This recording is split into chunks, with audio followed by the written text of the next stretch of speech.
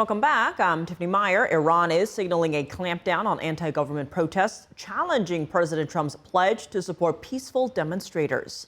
According to the human rights activist news agency, the death toll has risen to at least 62 people. Joining us now to discuss these latest developments is Ellie Cohanim, who fled Iran with her family as a child during the 1979 Islamic Revolution. She served as a Deputy Special Envoy for the State Department during the first Trump administration and is currently a senior fellow at Independent Women and a host for Al Arabia English. Ellie, thank you so much for joining us. First, how are you viewing this latest protest? Is there more momentum, enthusiasm than past ones? Tiffany, it's great to be with you. And I would tell you that this wave of protests does seem different from all previous waves. And the reason is twofold. One is that we have seen the movement start with financial crisis, with the Iranian currency hitting a historic all-time low about 13 days ago.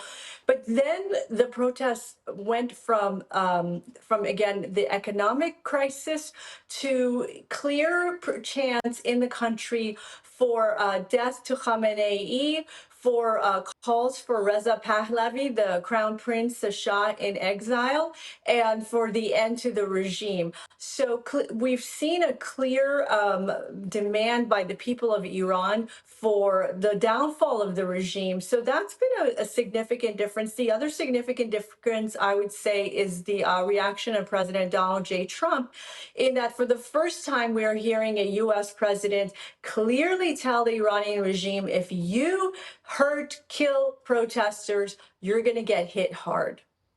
And on that last part, would you say that President Trump has given the demonstrators hope?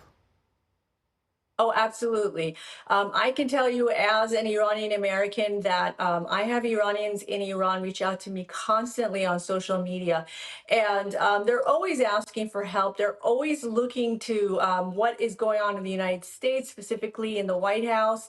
And look, there's a stark contrast between how Barack Obama responded in 2009 to the Green Protest movement to, again, what we're hearing from President Trump today, which has been, I would say about fourth or fifth time we heard from him in a press conference today, reiterating his warning to the Iranian regime. And I think if you take President Trump's warnings in light of the recent U.S. operation in Venezuela, removing Maduro and extraditing him to the United States, and also in light of the 12-day war in which the United States fully destroyed the Iranian nuclear program, if I were in the regime's shoes, I would be taking these threats very seriously from President Trump.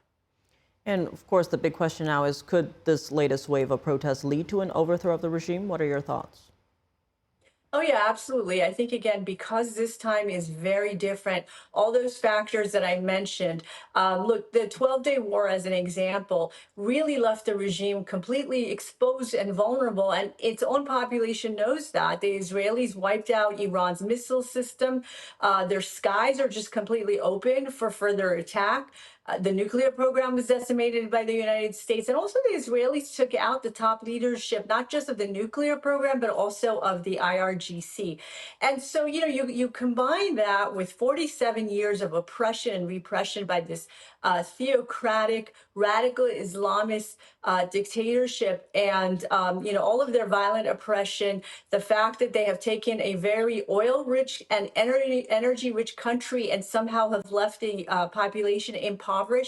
All of those factors together combined have led to this moment, which is the Iranian people wanting to take back their country. I think if you want to understand it from the average person's perspective, the way they see it, 47 years ago, the Ayatollah Khomeini made all kinds of promises of free housing and free this and free that. And it's something that I think in the United States we're hearing more of these days from our own politicians. And so the Iranian people 47 years ago were sold a fake bill of goods. For 47 years, they have been victims of this oppressive regime that has carried out violence against them over and over again.